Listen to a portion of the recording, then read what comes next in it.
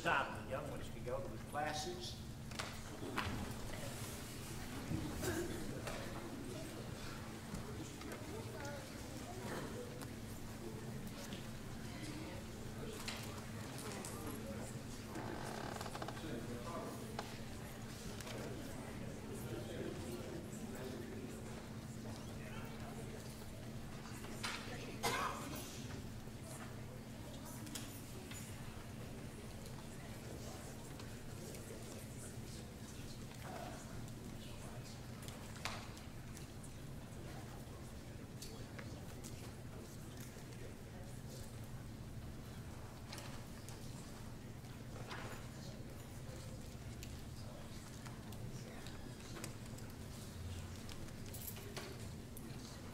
British publication once offered a prize for the best definition of a friend.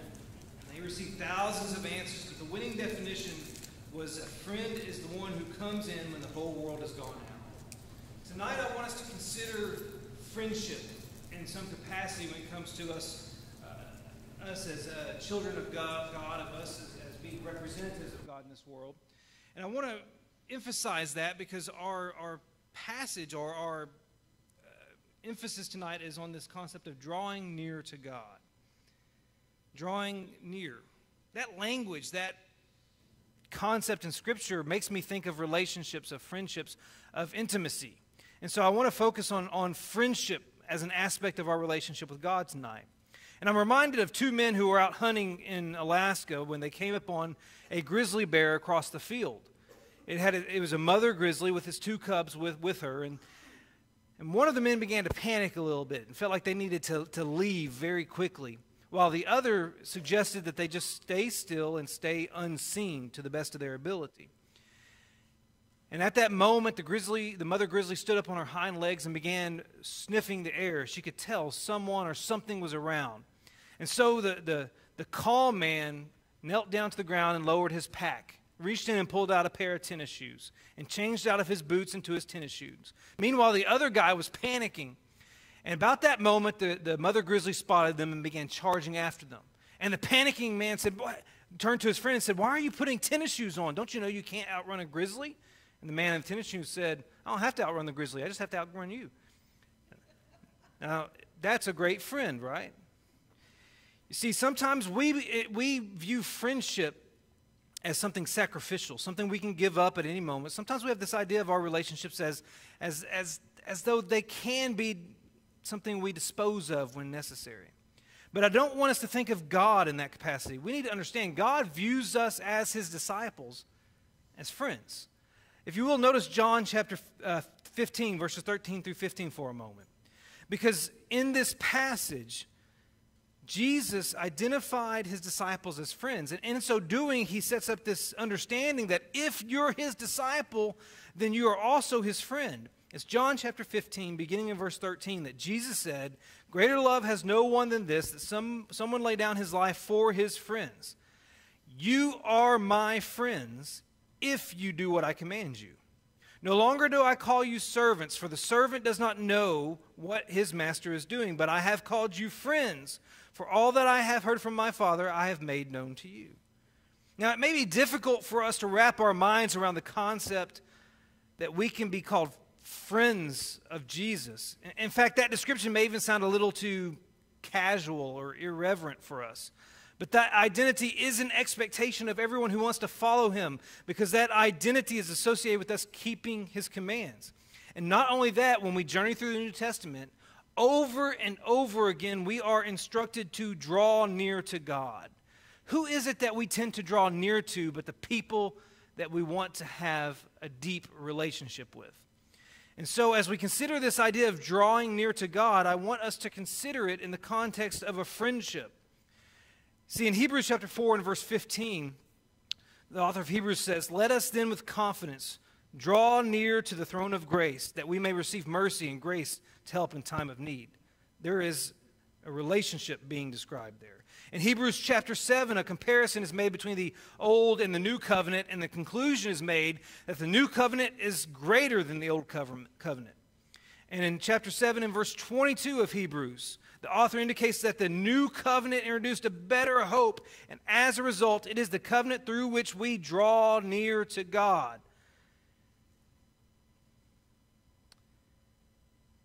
And we draw near to God, we can draw near to God because Jesus is the guarantor of that covenant in verse 22. And he alone, according to verse 25 of Hebrews 7, is able to save to the uttermost those who draw near to God through him.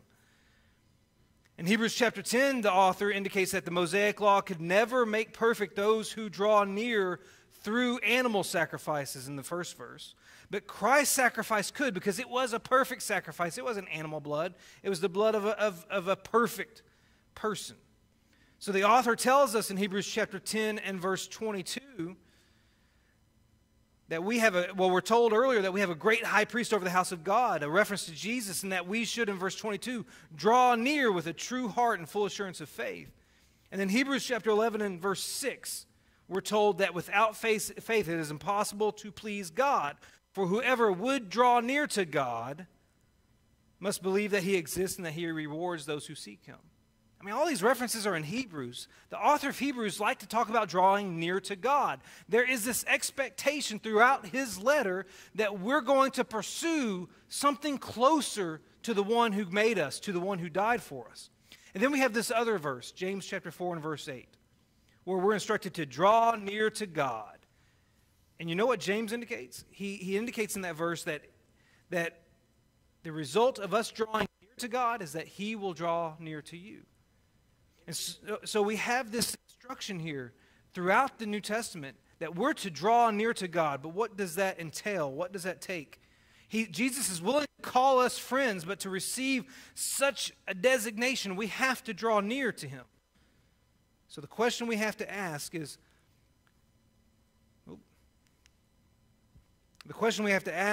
what does drawing near require of us? And first and foremost, drawing near requires intimacy. A true friend is one who intimately knows you. I mean, think about it. Your closest friends are the ones who know you the best. They know your likes and they know your dislikes. They know your bad habits. They know your pet peeves.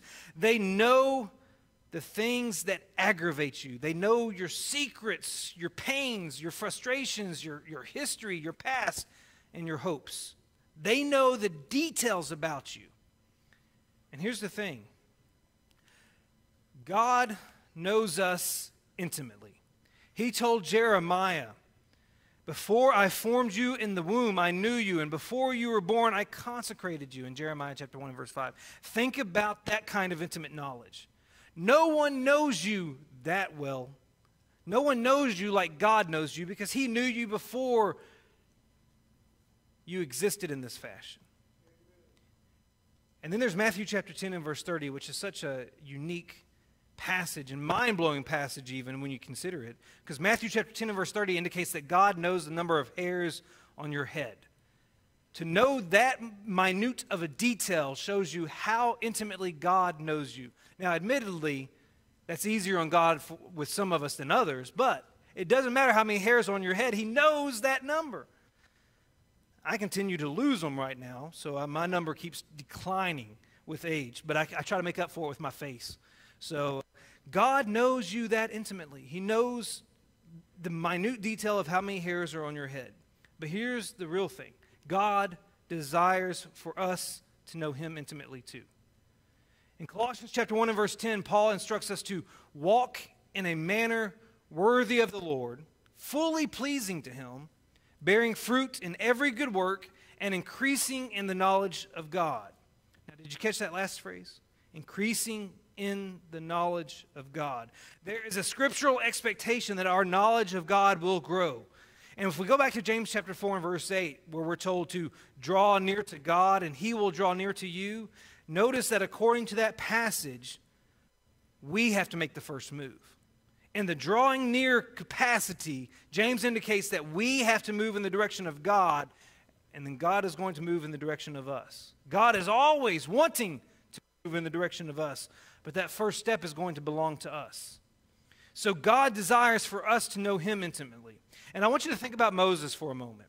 No one in the Old Testament appears to have maintained a more intimate relationship with God than Moses. In Exodus chapter 33 and verse 11, we're told that the Lord used to speak to Moses face to face as a man speaks to his friend.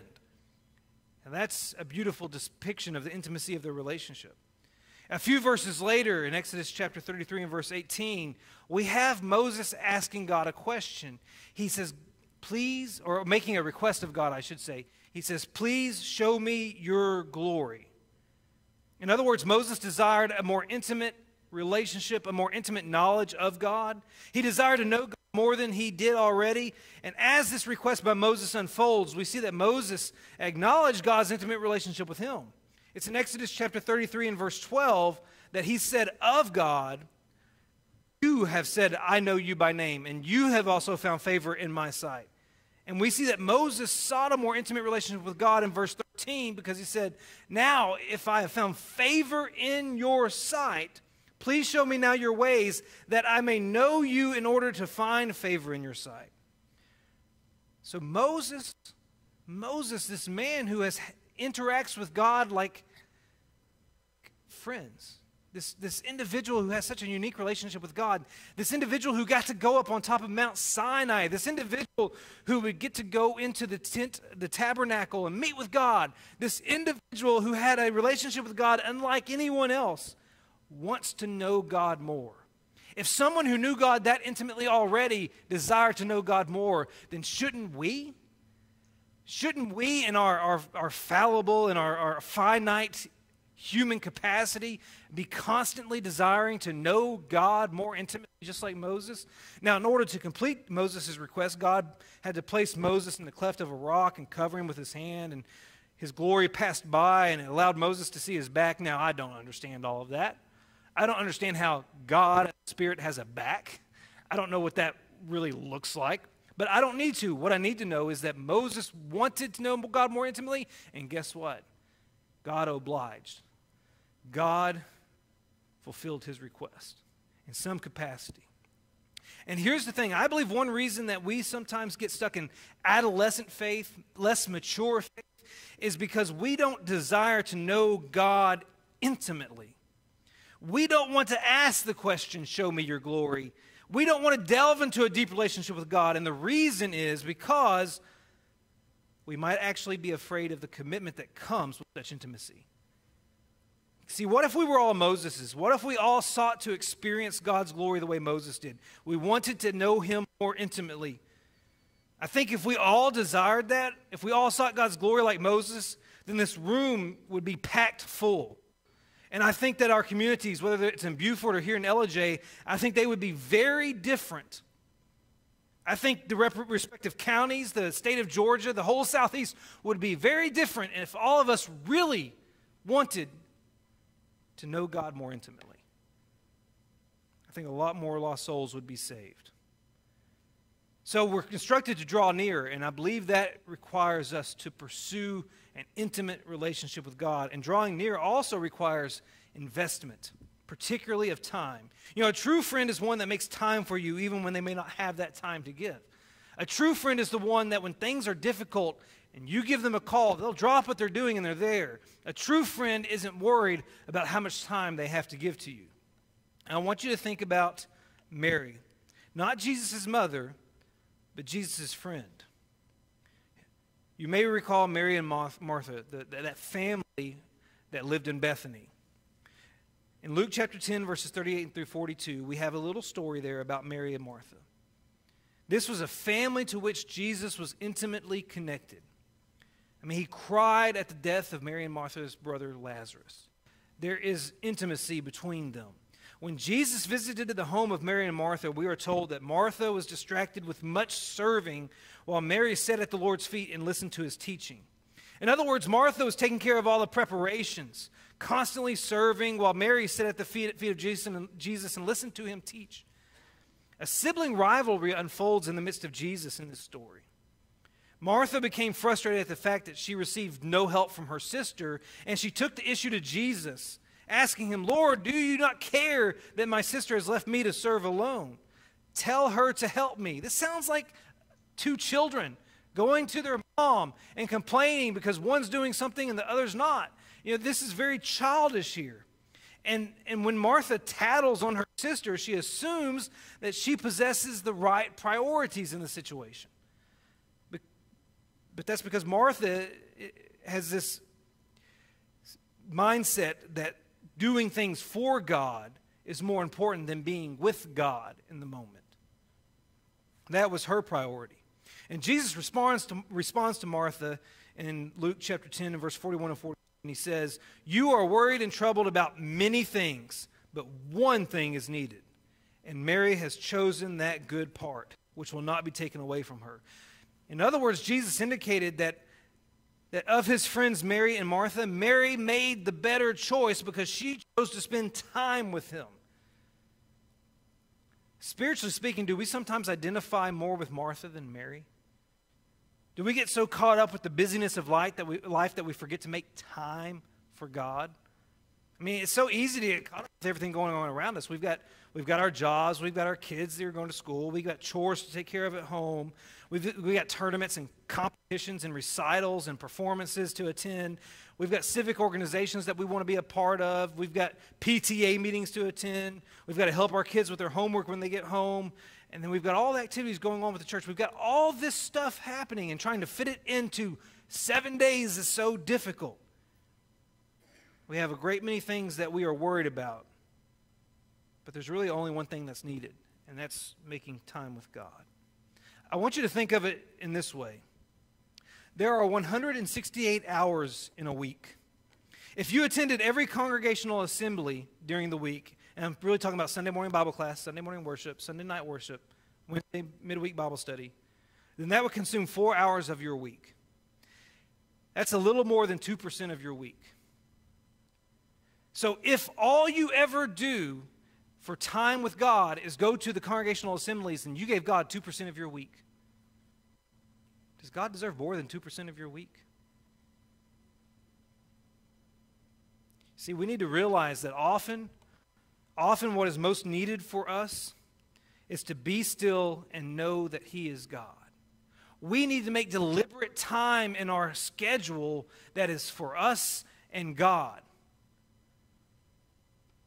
As one author wrote, we often view the Christian life as being about God, or we do things for God, or we approach life as a way to get to God. Yet God desires for us simply to be with Him. And that's something we have to make deliberate time for. Because God deserves more than 2% of our week. So drawing near, it requires intimacy. And it requires us to pursue knowledge of God. Drawing near requires for us to make time for God, to invest time with God. There is one third thing. Drawing near also requires, I didn't get that slide, inclusion. What I mean by inclusion is that friends regularly communicate with one another so that they know what's going on in each other's lives. Friends, they communicate, they talk, they tell each other about stuff. Your close, true friends are the ones that know what's happening in your life right now. They're not left out in the cold. Same is true of our relationship with God. I want you to think about Abraham now. Abraham is identified as a friend of God in 2 Chronicles chapter 20 and verse 7, and in James chapter 2 and verse 23. What a wonderful title to receive. For God to identify you as His friend in His inspired word. Abraham received that designation, and certainly all of us should pursue that designation with the way we interact with God. As God's friend, Abraham was someone with whom God communicated regularly. It's another unique relationship like Moses. God and Abraham communicated in some face-to-face styles, if you will. Or God communicated directly to Abraham is really the way I should say that. And the best example of this is really the story of Sodom and Gomorrah. And if you go to Genesis chapter 18, we find out that God is ready to destroy these two cities because of their wickedness. But before He does, before He sends His messengers to destroy these two cities, He decides to talk to Abraham about it. In Genesis chapter 18 and verse 17, God said this to Himself essentially. Shall I hide from Abraham what I am doing? In other words, God is recognizing that Abraham is his friend, and it's as if he's saying, how can I not reveal my plans to Abraham? How can I withhold this matter from Abraham? So God enters into a conversation with Abraham about Sodom and Gomorrah there in Genesis chapter 18. Why? Why does God share his plans with Abraham? Does God need Abraham's advice? No. Is God confused and looking for someone to bounce his ideas off of? Absolutely not. Is God wanting to have his feelings validated here? Is he wanting to have someone say, yeah, you're right for thinking this way, you're right for taking this course of action? No, God needs no one's approval. Is he uncertain about his decision and needing someone to make sure he's making the right decision? Absolutely not. Or does he simply share his thoughts with Abraham because they are friends?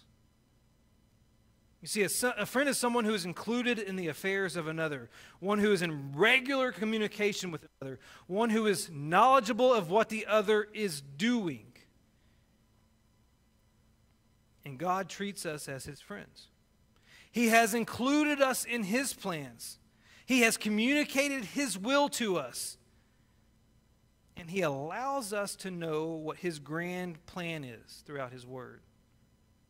Remember what Jesus said to his disciples, no longer do I call you servants, but I have called you friends. John chapter 15 and verse 15. See, a servant doesn't know anything, doesn't know what's going on, is not kept in the loop, but a friend is. In fact, a mark of friendship is good communication. And God has communicated to us by giving us his word. See, God doesn't have to include us in his plans. That's not something he has to do. He can do whatever he wants to do independent of us. Our thoughts and our opinions don't matter because God is the Almighty, because God is omniscient. God knows all. God's timing is perfect in everything. God is best. He needs no influence from us. And yet God has communicated his will to us and how has allowed us to know what his grand plan is through his word. His word, which according to 2 Timothy chapter 3, verse 16 and 17, is profitable for teaching, for reproof, for correction, for training in righteousness, that the man of God may be complete, equipped for every good work. I mean, you think about that passage, what we find out is not only is God's word inspired by him, but everything we need to know to live life correctly is held within those pages. God has communicated his complete expectation of us through his word. And here's the thing. God has held up his end of the relationship by communicating to us. And God does not expect communication to be a one-way street. He expects us to communicate with him through prayer. So you have a passage like Philippians chapter 4 and verse 6 where Paul says that we should not be anxious about anything, but in everything, by prayer, by petition, with thanksgiving, present your requests to God. God has this expectation of us that we're going to consult with him, that we're going to talk to him, that we're going to seek his input. Here's the thing. It is very easy for us to forego prayer.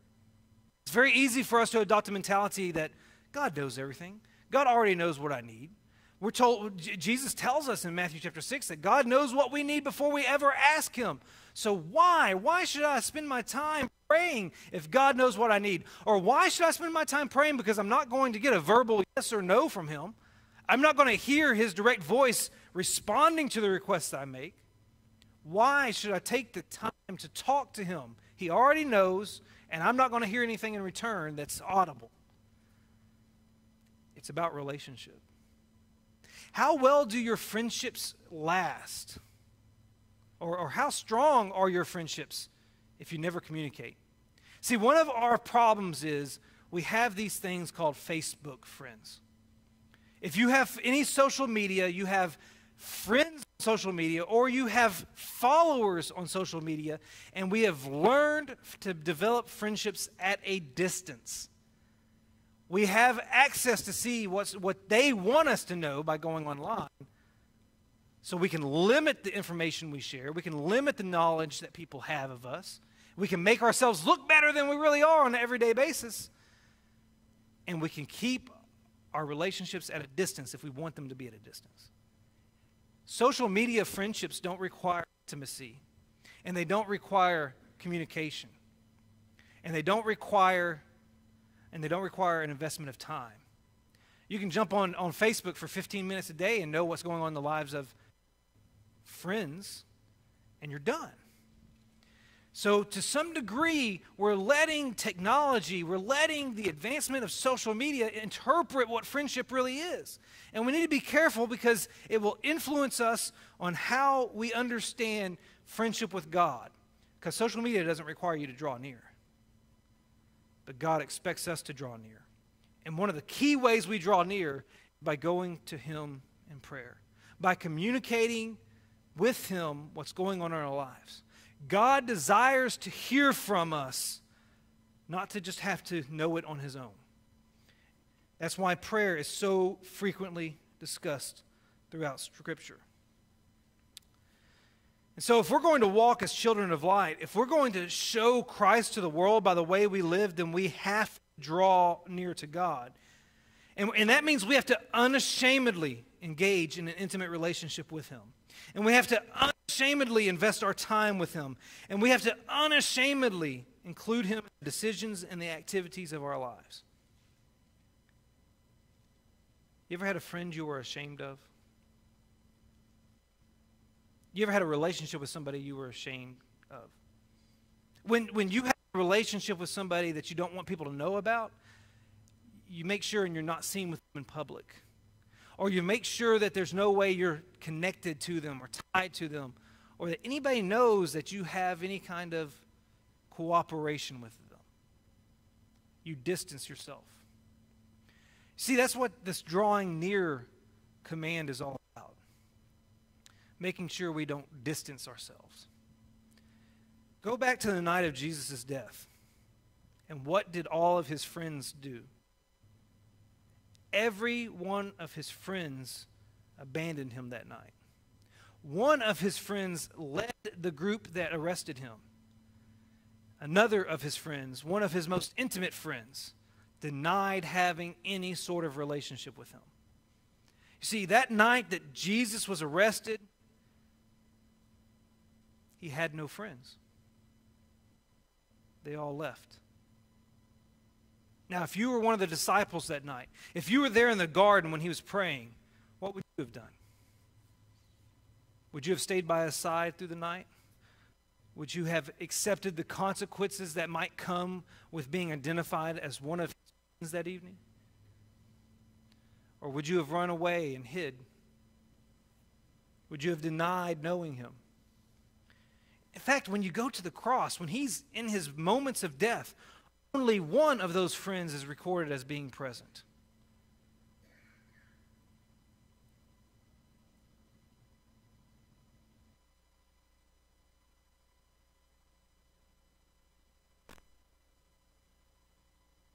Denying your relationship with Him, that's not drawing near. And so if we're going to fulfill this expectation, we have to be willing to be associated with Christ. That doesn't mean you wear t-shirts. That doesn't mean you wear necklaces. That doesn't mean you do something outwardly with your clothing or your appearance that says, look at me, I'm a friend of Jesus. No, it's about the way you live. You see, if you're intimate with God, if you've developed an intimate relationship with God, then guess what? You're going to start looking and acting and thinking like God. If you communicate with God on a regular basis, then guess what? You're going to start acting and thinking and behaving like God. And if you're investing your time with God, then guess what? You're going to start acting and behaving and thinking like God. Drawing near is about spending time.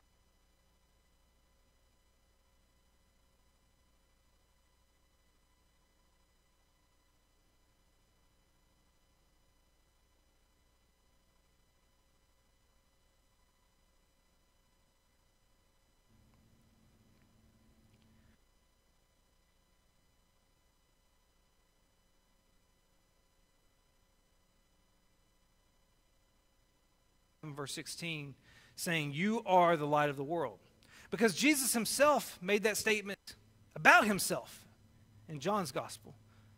How is it that Jesus says, "I am the light of the world," then turns around and says, "You are the light of the world"? I think the only way we can understand that is by appealing to science for a moment, particularly the moon. You know, at night we have this wonderful thing in the sky that gives us just enough light to maneuver around, at least when it's there. And it's called the moon. But does the moon produce any light? Does any light come from the moon itself? No. The moon is just a giant mirror, basically. It's reflecting the light of what? The sun. Now think about that for a moment. The moon exists to reflect light from the sun into a dark world. How fitting an illustration that is. Because you and I are here not to be the source of light, not to produce the light, but to reflect the light of the Son who died for this dark world. And so the only way that I can function in that capacity, the only way I can be a moon in the symbolic sense here, is if I draw near to the sun. There is one problem with the moon, though. Occasionally, the moon gets in the way. It comes between the sun and the earth. And when that happens, we call it a solar eclipse. In fact, we're supposed to have one next month. And it's going to pass through northern Georgia, I think more the northeast corner, though. But it's going to be an opportunity to go see a total eclipse. And the reason this happens is because the moon orbits around the earth. And since it orbits around the earth instead of the sun, that means it's going to cross its path in front of the sun.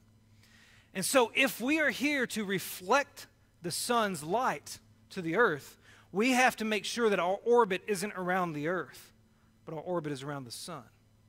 Because if our orbit is around the sun, then we're not going to negatively impact the earth. I know that illustration doesn't completely work. Because if it's orbiting the sun, it might get, Venus will come between us and the sun at some point, but not do a total eclipse. But anyway, you get my point, hopefully. That was a horrible aside there, I know. But we're here to represent him. And so we need to draw near to him so that we can adequately represent him. I'm reminded of Jackie Robinson. In Major League Baseball, April 15th is annually recognized as Jackie Robinson Day in every Major League ballpark. On April 15th, 1947, Jackie Robinson debuted with the Brooklyn Dodgers and thereby broke the color barrier in professional baseball by becoming the first African-American to play Major League Baseball. And as a result, he faced jeering crowds, he faced racial slurs, even death threats when he entered opponents' stadiums. During one game in Cincinnati, the fans began shouting racial slurs at Robinson, and on this particular occasion, it really began to unnerve him. At least until Pee Wee Reese, the Dodgers all-star shortstop and the Dodgers team captain, until he walked over to Robinson and put his arm around him and just stood there in front of that whole crowd. The scene is depicted in the movie about Jackie Robinson, a movie called 42, but more importantly is commemorated by a statue of the two teammates that was erected in 2005 outside Keyspan Park, a minor league ballpark in Brooklyn. At the unveiling of the Brooklyn statue, Jackie Robinson's wife, Rachel, told Ira Burkaw of the New York Times, she said this, "I remember Jackie talking about Pee Wee Reese's gesture that day, the day it happened. It came as such a relief to him that a teammate and the team captain would go out of his way in such a public fashion to express friendship." See, Pee Wee Reese drew near to Jackie Robinson in a way that made a visible statement to the world that Jackie Robinson was his friend. So tonight, as we consider what it means to draw near, the question we have to ask ourselves is, are we willing to live in such a way as to make a visible statement to the world that we are friends of Jesus Christ? And it really comes down to this. We either choose to be a friend of God or we choose to be an enemy of God. If you'll return to James chapter 4 with me for one last verse. It's James chapter 4. And I want you to notice verse 4. Now it's verse 8 where we're told to draw near to God. But 4 verses earlier, James writes, "Do you not know that friendship with the world is enmity with God? Therefore, whoever wishes to be a friend of the world makes himself an enemy of God." So here's what you have to consider. You're either God's friend or you're his enemy. Which will you choose? More importantly, which will the world be able to see? It all starts with our willingness to draw near to him. Will you bow with me for a word of prayer? Our Heavenly Father, we thank you for